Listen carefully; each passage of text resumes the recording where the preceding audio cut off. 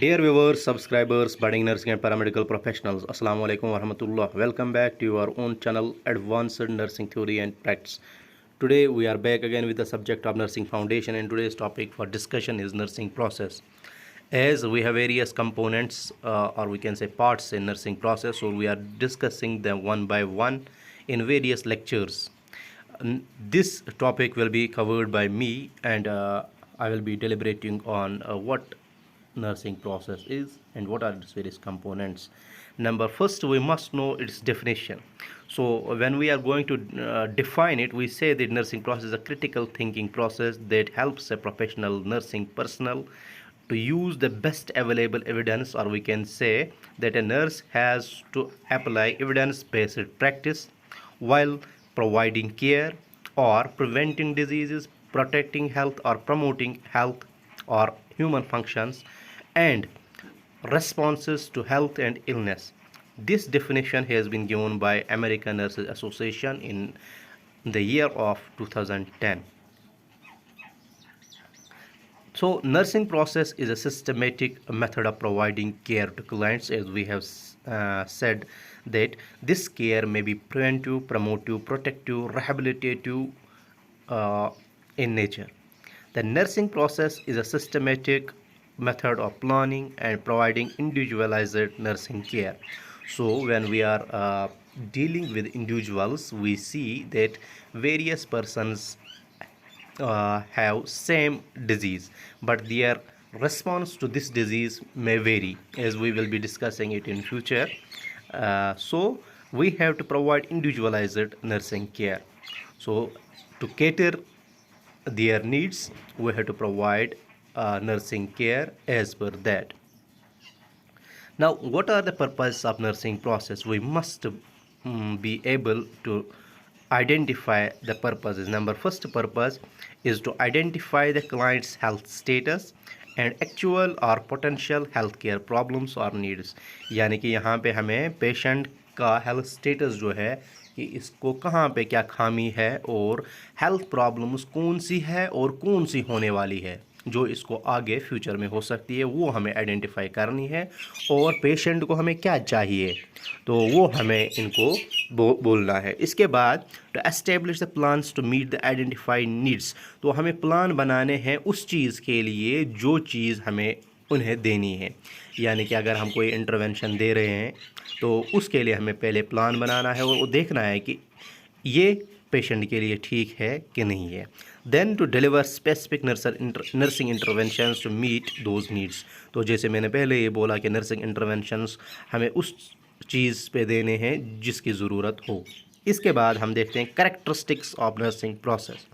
Number first characteristic जो है cyclic है, या रिपीट होती रहती है और हमें मॉडिफिकेशन के बाद नया नर्सिंग इंटरवेंशन देना होता है। उसके बाद डायनेमिक इन नेचर, यानी कि ये चेंज होता रहता है, ये एक जगह पे स्टेटिक नहीं होता है। So next is nursing process का कैरेक्टरिस्टिक जो है वो एक क्लाइंट सेंटर्ड होता है, यानी कि पेशेंट सेंटर्ड होता है कि जो भी काम हमें करना हो वो पेशेंट के मुवाफिक होना चाहिए। Then we have to see next characteristic of nursing process, that is focus on problem solving and decision making, यानी कि हम यहाँ पे पेशेंट की प्रॉब्लम को आइडेंटिफाई करते हैं और उसको सॉल्व करने की कोशिश करते हैं, और इस प्रॉब्लम सॉल्विंग अप्रोच के लिए हमें डिसीजन लेना ज़रूरी है। जो भी इंटरवेंशन हमें देनी है उसके लिए हमें पहले डिसीजन लेना है और देखना है कि ये वाकई कुछ फ़ायदा पहुँचाएगी पेशेंट को कि नहीं। Then next is interpersonal and collaborative style. Interpersonal, we have to keep in mind that we have to work along with caregivers, care providers and patient as well. Then collaborative style में हम कहते हैं team work, तो जो भी हम care provide कर रहे हैं हमें दूसरे हेल्थ केयर टीम वर्कर्स के साथ, या टीम जो हमारी होती है हेल्थ वर्कर्स जो होते हैं उनके साथ हमें प्लान बनाना है कि हमें कौन सी इंटरवेंशन कब देनी हो और किस तरीके से पेशेंट को मैक्सिमम बेनिफिट मिले। देन यूनिवर्सल एप्लीकेबिलिटी, जो भी हम प्रोसेस पढ़ेंगे, जो भी हम कंपोनेंट्स पढ़ेंगे, ये यूनिवर्सली अप्लाई होते हैं एक पेशेंट पे, और यही काम हमें करना होता है और यही केयर हमें यूनिवर्सली देना होता है। Then use of critical thinking and clinical reasoning, जब हम कोई काम करते हो तो इसके पीछे कोई लॉजिक होना चाहिए, कोई रेशनल होना चाहिए कि इसकी वजह से ऐसा होगा और साइंटिफिक प्रूफ के साथ हम उसको करने चाहिए। तो ये कैरेक्टरिस्टिक है नर्सिंग प्रोसेस के। इसके बाद हम देखते हैं कंपोनेंट्स, या हम कहेंगे what are the various steps in nursing process.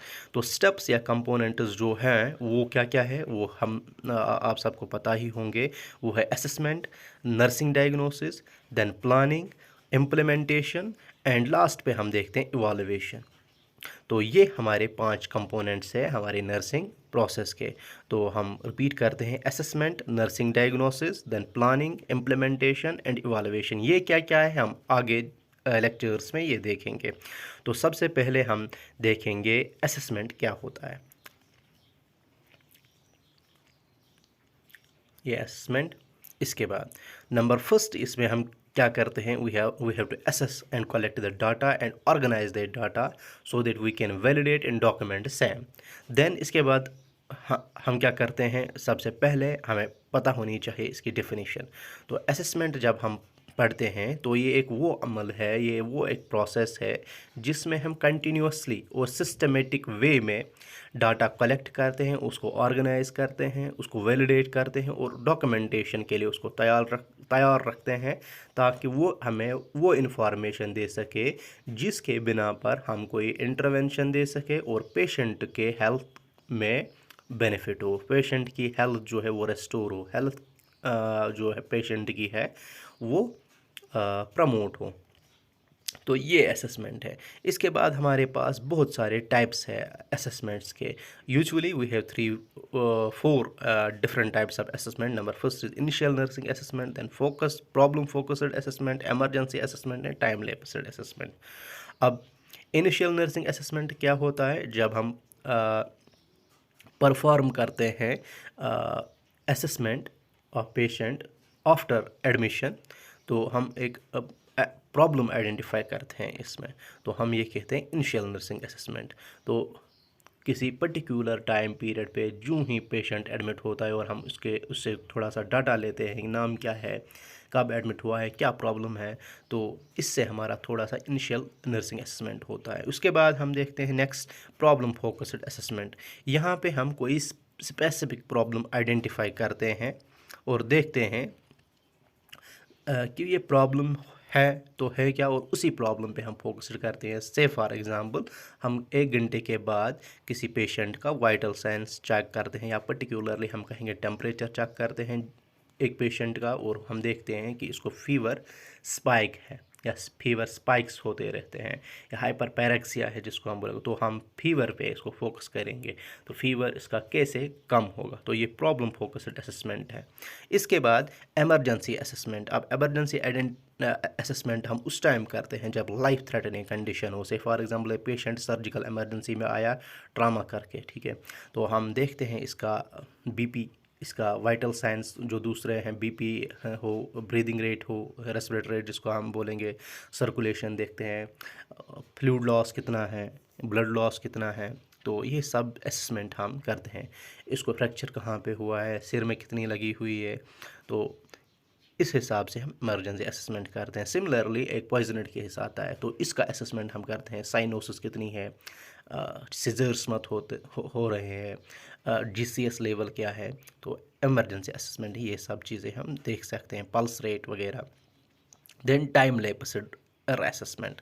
अभी जब हम पेशेंट को फॉलो अप के लिए बुलाते हैं और उसको फिर फॉलोअप पे हम रीअसेस करते हैं कि क्या इसमें बेहतरी हुई है और क्या इसमें पहले से हेल्थ ठीक है कि डिटेरियोरेट हुआ है, क्या इसका हेल्थ जो है प्रोटेक्ट हो रहा है, प्रमोट हो रहा है पहले पहले के निस्बत से कि नहीं हो रहा है। तो इसको हम टाइम लैप्स्ड रीअसेसमेंट बोलते हैं। सिंपली हम कह सकते हैं जब फॉलोअप पे पेशेंट आएगा और हम उसको कंडीशन को कंपेयर करेंगे पिछली वाली कंडीशन से, तो ये टाइम लैप्स्ड रीअसेसमेंट बनेगा। अब collection of data. Data collection वो एक प्रोसेस है जिसमें हम इंफॉर्मेशन गैदर करते हैं क्लाइंट की हेल्थ स्टेटस का।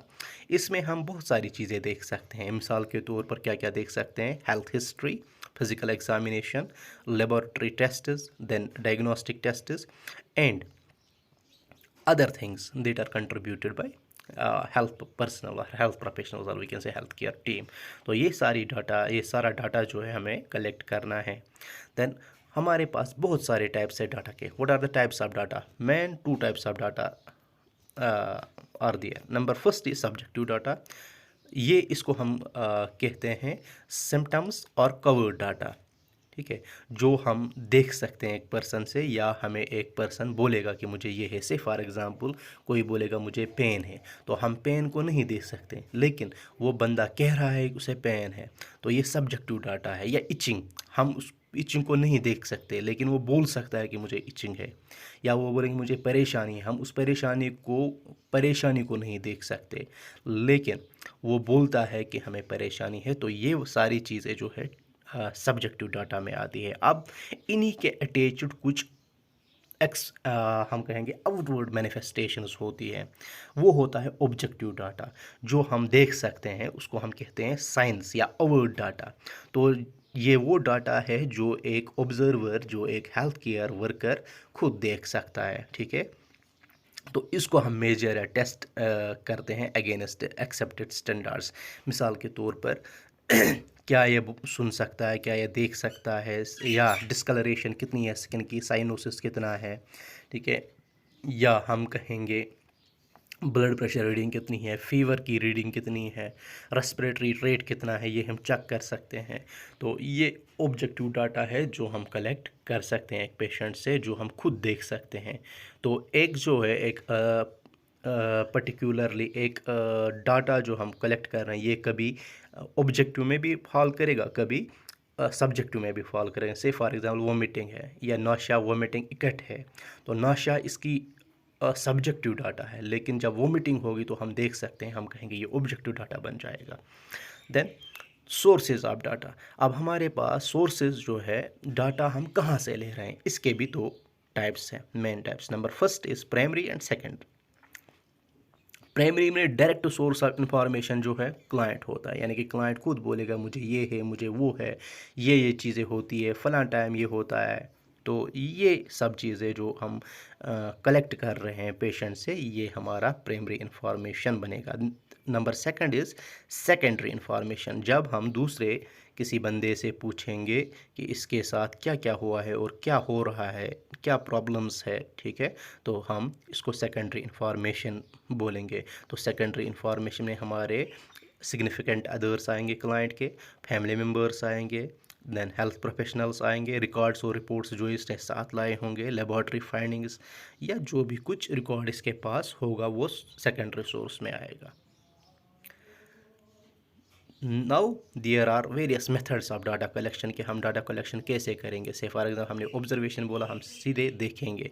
दैन इंटरव्यू, हम एक प्लान करेंगे, जैसे हमारे पास इंटरपर्सनल रिलेशनशिप थ्योरी होती है, तो उसके हिसाब से हम डिफरेंट फेजेस के थ्रू जाते हैं, तो पेशेंट का इंटरव्यू करते हैं और देखते हैं कि इसमें क्या प्रॉब्लम्स हैं। अब इंटरव्यूइंग में भी हमारे पास दो अप्रोच है, एक डायरेक्टिव अप्रोच और नॉन डायरेक्टिव अप्रोच। अब डायरेक्टिव अप्रोच में क्या होता है, इसमें स्ट्रक्चर्ड क्वेश्चनियर्स होते हैं और हम पूछते हैं क्वेश्चंस एक क्लाइंट को, और ये कंट्रोल जो है इस डायरेक्टिव इंटरव्यू को वो नर्स करती हैं। और नॉन डायरेक्टिव क्या है, इसमें हम सिंपली कहेंगे ये कम्युनिकेशन या इंटरपर्सनल रिलेशनशिप डेवलपमेंट के लिए एक इंटरव्यू होता है, जहाँ पे इंटरव्यू को कंट्रोल करने के लिए नर्स जो है क्लाइंट को ही अलो करती है, और वो जो बोलना चाहता है वो बोल सकता है। स्टेज ऑफ एनी इंटरव्यू, तो यहाँ पे हम देखते हैं तीन स्टेज जो है मेजर एक इंटरव्यू में होते हैं। नंबर फर्स्ट जो है ओपनिंग और introduction phase, number second is body और development phase, and number third is closing phase. तो ये हमारे नर्सिंग प्रोसेस में स्टेज ऑफ इंटरव्यू होते हैं जो हम पढ़ते हैं इसमें। तो अगर हम देखेंगे कि कम्युनिकेशन, अब डेवलपमेंट में हमारे पास क्या क्या फेजेस है, वहाँ पे हमारा प्री ओरिएंटेशन फेज़ है, ओरिएंटेशन फेज़ है, वर्किंग फेज़ है, और लास्ट में हमारा टर्मिनेशन फेज़ आता है। तो वहाँ यहाँ पे हम वो वाले फेजेस भी अप्लाई कर सकते हैं अगर हमें पता हो तो ये था हमारा फर्स्ट पार्ट हमारे नर्सिंग प्रोसेस का।